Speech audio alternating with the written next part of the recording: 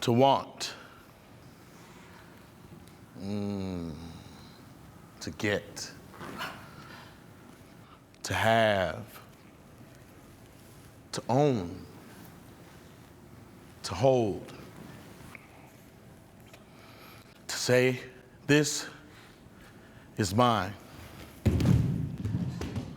My aesthetic has always been the fusion of dance and theater, finding ways in which those things that I'm very interested in, looking at and believe have a communicative power, can find their way into the work. To want. Stuart Pimsler Dance and Theater, I think that we are this hybrid form of performance expression. If I had it all over again, I would never put dance and theater to describe our company. I think we do something that in many ways is beyond either dance or beyond theater, and I think even the combination of them doesn't really describe it. To keep it steady, to keep it safe, to hold it together. I will hold you to your promise to make it safe so that it doesn't fall apart. I started studying dance in Washington, D.C., where I was attending law school, and graduated and moved to New York City, where I started my company 34 plus years ago now. Okay, let's just stop for 1 second. It's good. So just something to think about with these looks. My company, it's one of those rare places, and I think it's almost miraculous because of its simplicity. It's a place where artists come together to talk about ideas that they feel passionate about. It's a kind of creative think tank. At its core, it's a community of artists working together to make the world better, if that's not cliche. I always sort of wrap it up in saying that half their work is performative work, half their work is community work, and all their work is social justice based. Stuart and I have been involved in what's considered or called community inclusive works pretty much from the beginnings in the 1980s in New York City. And it stemmed very much from our sort of mission and our philosophy and work, which is art's not just for other artists or for people that are educated in performance or art, but it's really most poignant when it reaches people that are perhaps not considered art goers.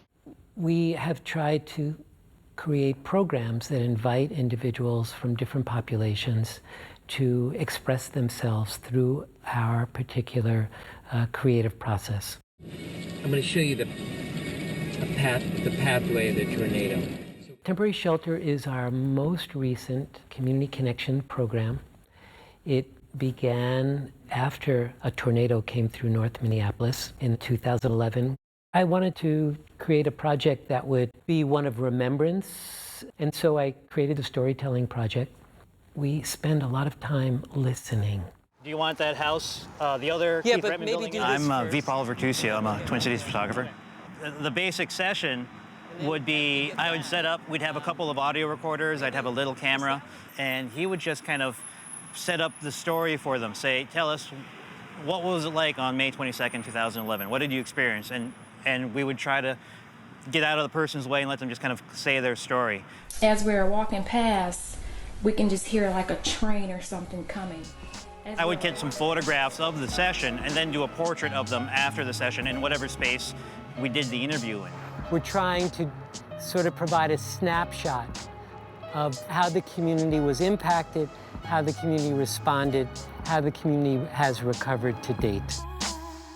It'll culminate in a book that'll be distributed in January of 2013 at the Capri Theater, and will continue to be made available to hopefully as many people that are interested in that story.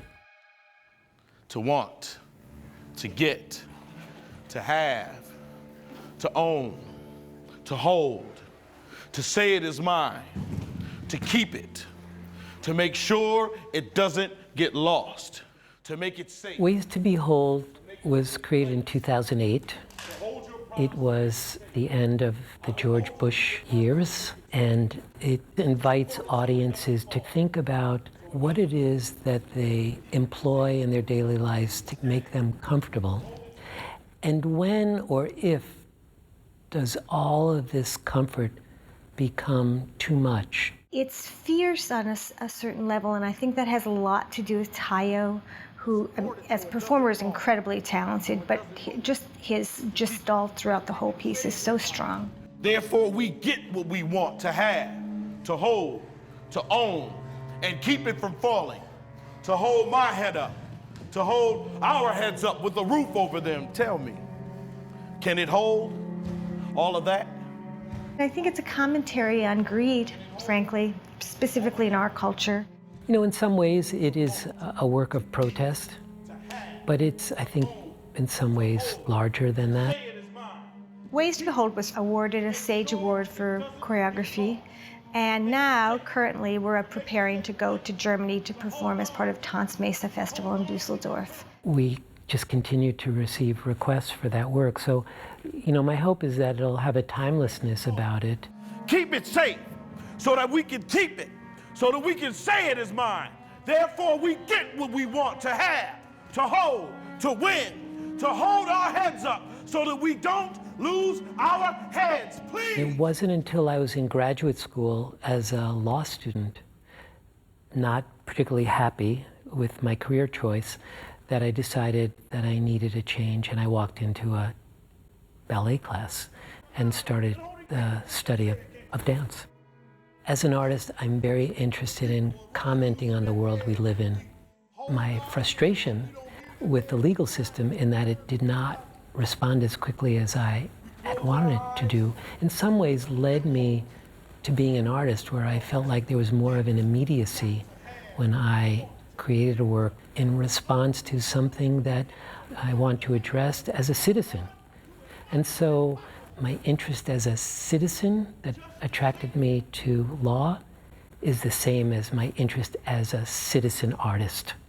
To be a responsible and responsive citizen in the world. To make sure it doesn't get lost, to make it safe, to make a safe place. So you close your eyes, cover your ears, and hold your tongues, and dream that you are still holding all of the cards.